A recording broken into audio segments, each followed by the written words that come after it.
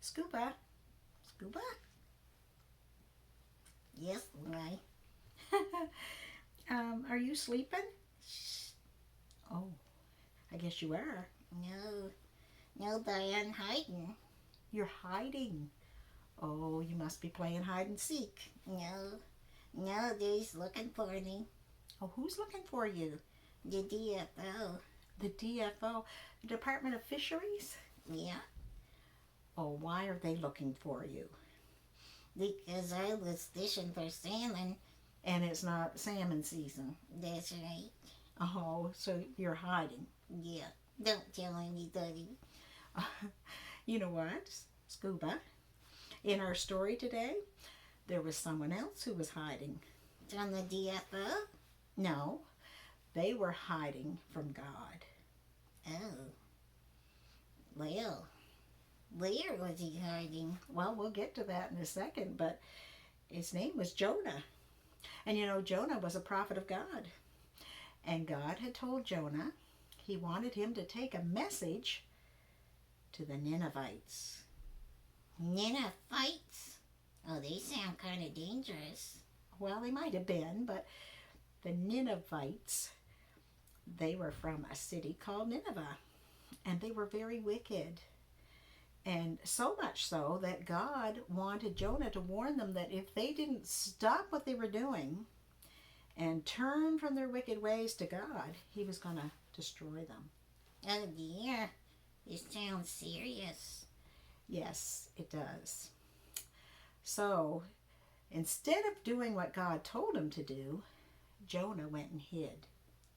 Oh, did he hide in a blanket? He can have my blanket.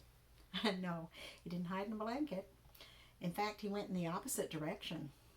And he got on a ship and headed out to sea. Oh, he went fishing, salmon fishing. No. Deep sea fishing. No. He went to hide as far away from where God wanted him to go as possible.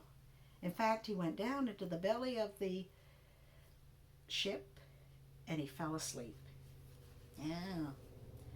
While the sailors were up on deck, and very soon a violent storm began.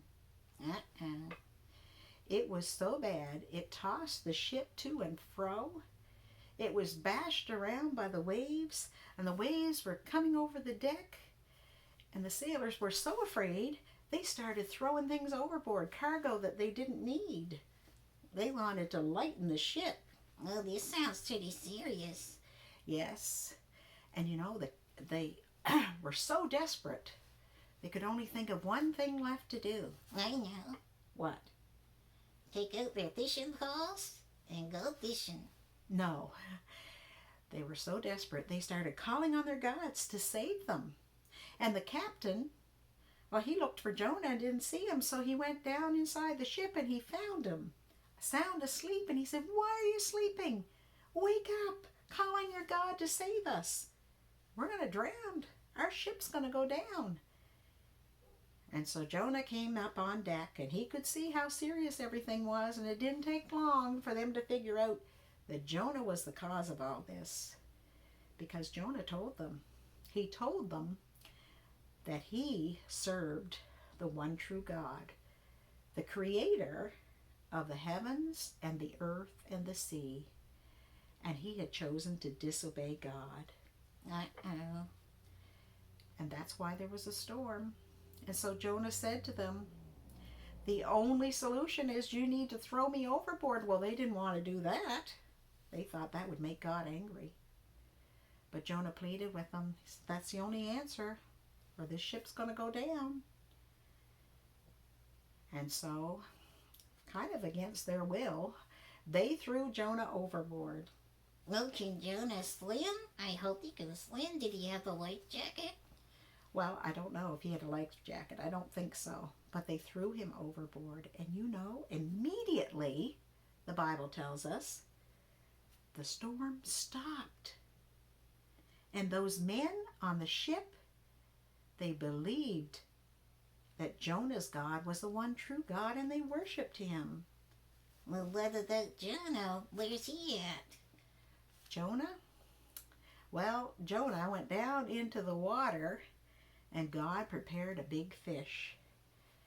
And it came up, and it swallowed Jonah whole. Oh, Jonah's fish bait. Poor Jonah. No, he wasn't fish bait. He was alive inside the belly of that fish. In fact, he was in the belly of that fish for 3 days. And guess what he did? Why, did I know? What?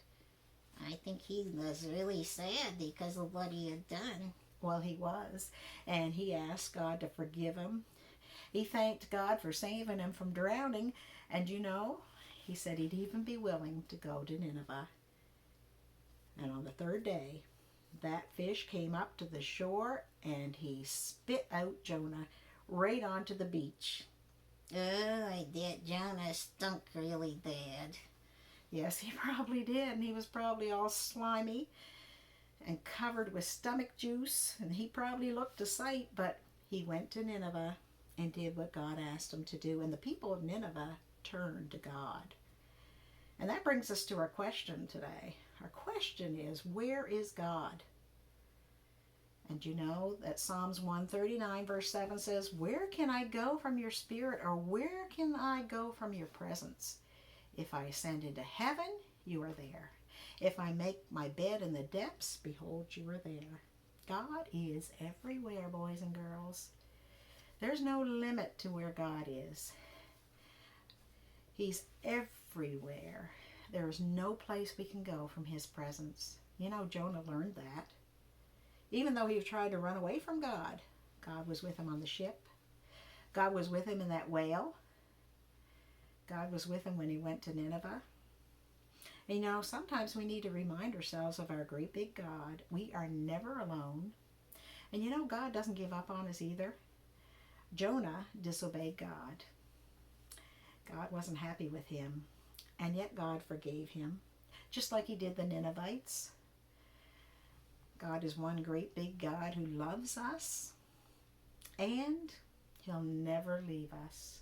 So boys and girls, no matter what you're going through, you need to remember that God is with you, and you need to turn to him. Oh, that's right. That is right.